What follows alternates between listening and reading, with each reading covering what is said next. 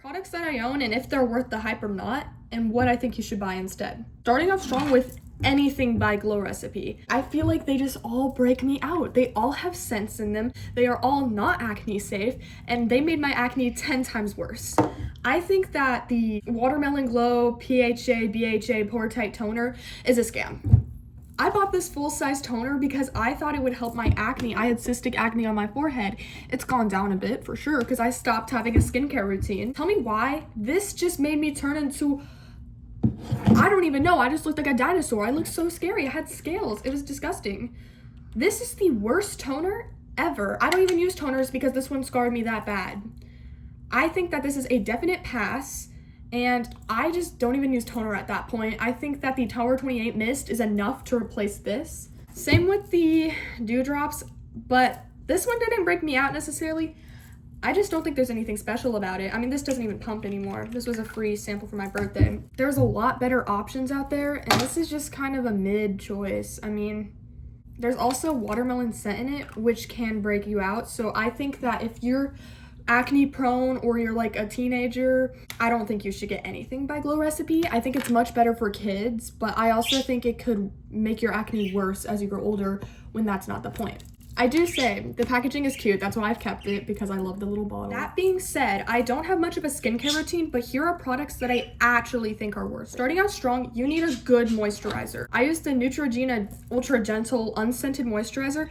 I put this on every morning, every night. It literally keeps my skin at bay. I have never broken out because of this. It is unscented. There's nothing bad for your acne in here. Anything by Neutrogena, I trust. I trust Neutrogena with my life. Number 2, Supergoop sunscreen. This is one of the best sunscreens I've ever used. SPF is so important in your skincare, and I think that this sunscreen is super easy going on, doesn't smell really bad, it goes on invisible, and it's awesome. Favorite sunscreen ever.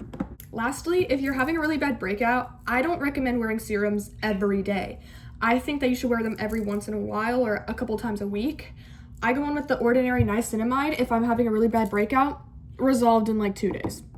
This is the best serum I've ever tried. I don't do any other serums other than the Ordinary. I love the Ordinary. And yeah, that's all you need for your skincare. And I'm sure there's other great products out there. I just haven't gotten around to trying them. And I'm an extremely acne prone person, so I'm trusting my own words here from experience. Okay, next we have primer. So I've actually never had a bad experience with any kind of primer other than this Dollar Tree one I had. But the e.l.f. Power Grip Primer is amazing. This is one of my favorite primers. I've heard some bad things about the pink one though, so I'm not sure if they reformulated that, but I do know the blue one is the best one. My other favorite primer is the NYX Honeydew Me Up. I actually filled this up with an old e.l.f. primer in the past, but I don't know if they stopped selling this because it's not at Ulta anymore, and this is my absolute favorite primer ever. So I think that these two, if you can find this one, these are the best primers ever. They're safe for your skin. They make your makeup stand. They make you glowy. I mean, this is better than the Glow Drops that I was showing you from Glow Recipe. Like this is my holy grail. Next are my foundations slash skin tints. I am not a big person on foundation, and there are a couple foundations that I like, and there's a lot that I hate. So the ones that I have, I seem to like so far. And starting off strong, we have the MAC Studio Fix. This by itself, I do not like. I think that this is really patchy by itself. I do mix it with my e.l.f. Halo Glow Liquid Filter. This is my favorite. I use this every day. I've had it for years. I probably need to get a new one at some point. It's probably expired, but I use it literally every day. It is my favorite. Mix it with this, it makes a glowy foundation that I'm wearing right now.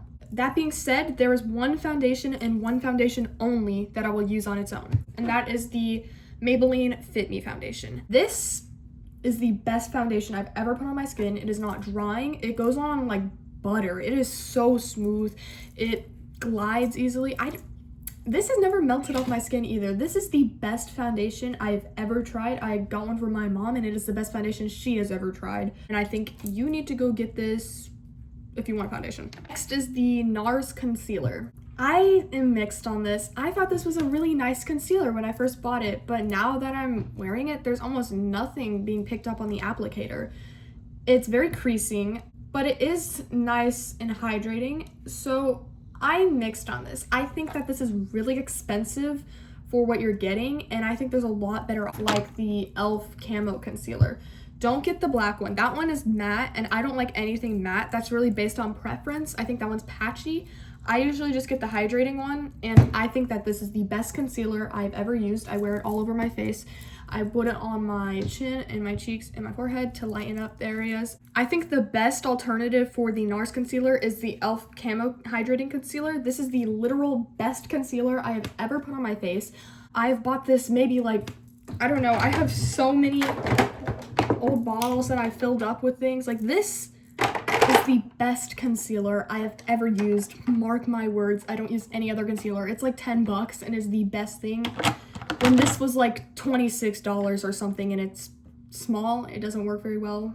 I don't think it's worth it. Next is the Benefit Cookie Highlighter. I think that this is a nice highlighter. I'm actually wearing it today. It's very blinding, and that's something I look for in all of the highlighters I wear.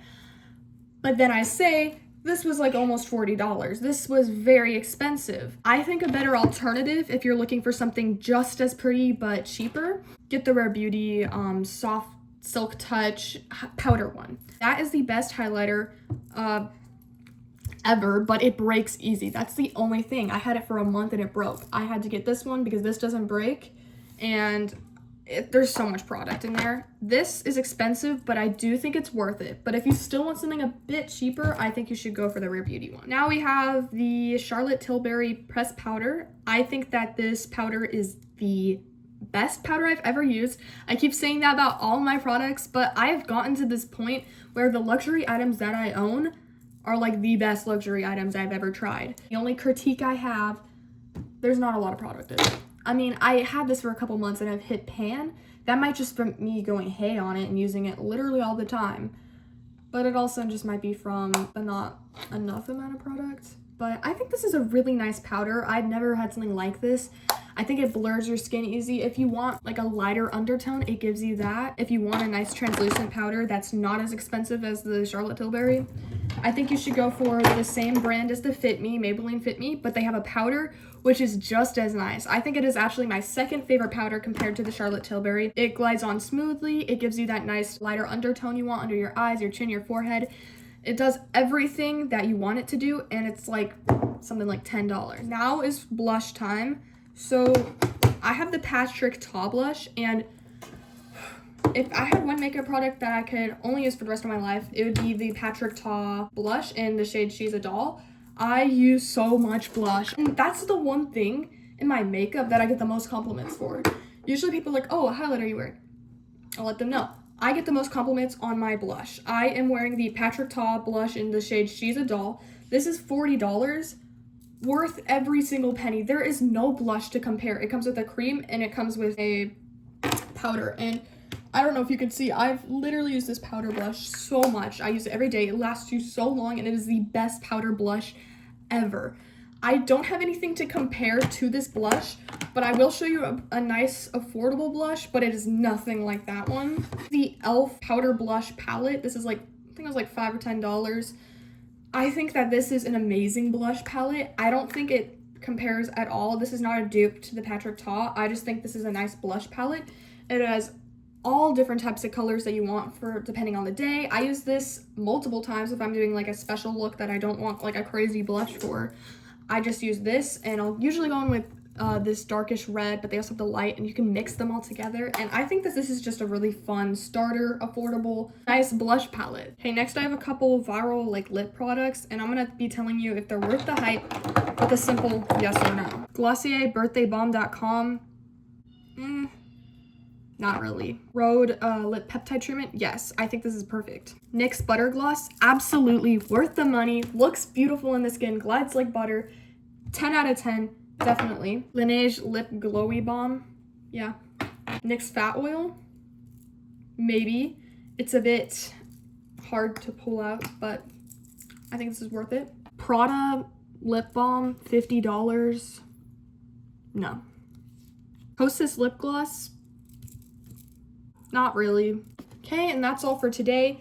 This is all just my honest opinion. This is nothing towards any of the brands. I love half these brands with different products. Just the ones that I've tried, I've not seemed to like. If there's anything else you guys want me to try, just let me know in the comments, and I will be back.